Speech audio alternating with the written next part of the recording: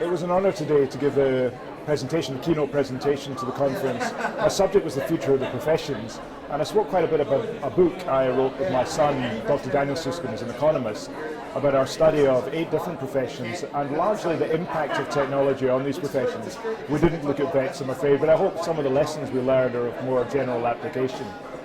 I spoke about the developments in technology that we're seeing and how they impact on individual professions, and said that we're seeing really 2 different impacts. The first is when technology comes along and fundamentally changes the way a profession works, and the second is when the technology simply streamlines and optimizing the traditional ways of working.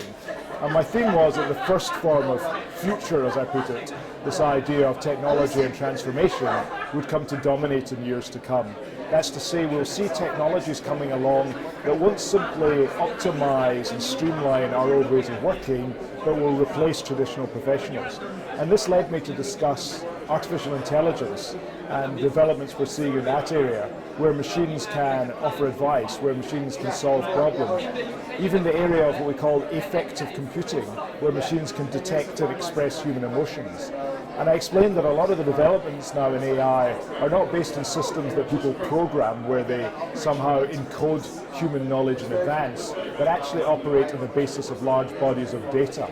So diagnosis, treatment planning and medicine, for example, driven by large bodies of data rather than by doctors or programmers somehow articulating a decision tree in advance.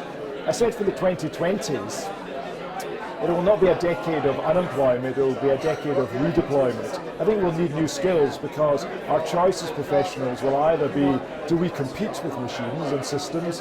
That's to say, do we focus only on things that machines can't do?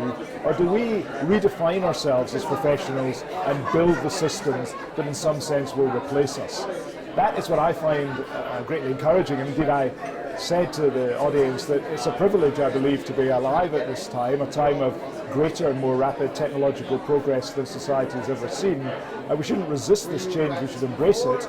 And we, I think you, should be involved in building the systems that will replace our traditional professionals.